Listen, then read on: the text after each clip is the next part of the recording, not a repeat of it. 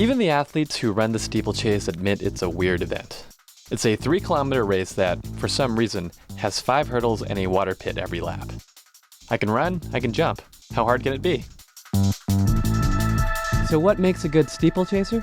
To find out, I asked steeplechase competitor Delilah to show me how to compete in her crazy sport. The first race I did, I thought it was a ton of fun. It was just like a giant obstacle course out there. Delilah met me in her home city of New York. If that sounds familiar, that's because she happens to be the subject of the hit song, Hey There Delilah. Hey there Delilah, what's it like in New York City? She's now trying to become famous in her own right. Now I think I'm running at a point where my running and athletic accomplishments have improved enough where the first thing that you think about is not, oh, that's a girl that somebody wrote a song about. So I'm really happy about that shift. Delilah and her fellow steeplechaser Ashley Higginson put me through their training. First up was warm-up on the hurdles. So you kind of want to just like punch the ground and use that. Punch the ground, okay. With the one foot and then bring this one up. Whew. That's good. Keep on banging it, but okay, I'll get better at it.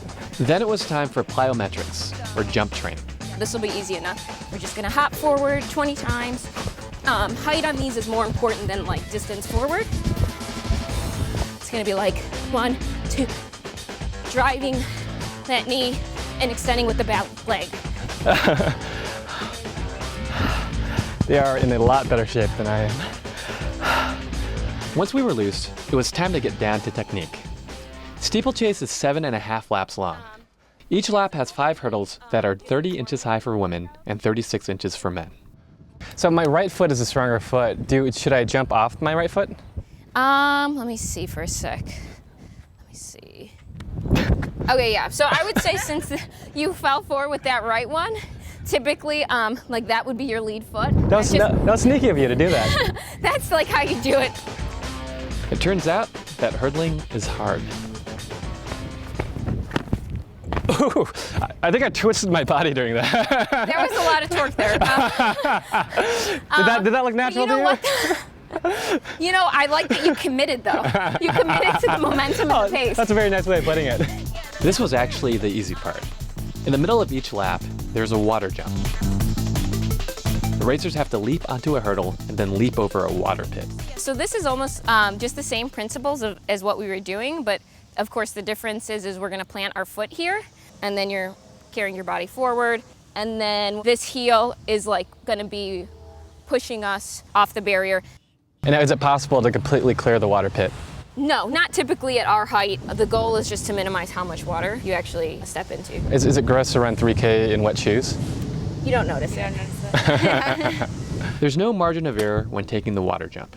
Jump too early, and you can't push off the back of the hurdle. Jump too late, you get wetter.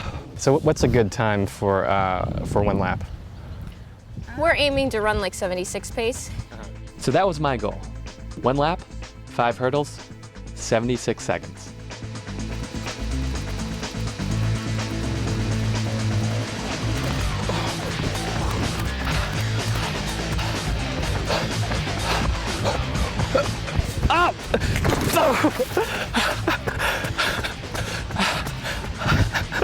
Ooh, it's wet.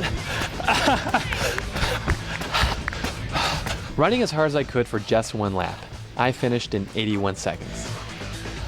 That was really impressive. I'm exhausted right now. I can't believe you do that for 7.5 laps. What do you think? Are you going to quit your job and do this?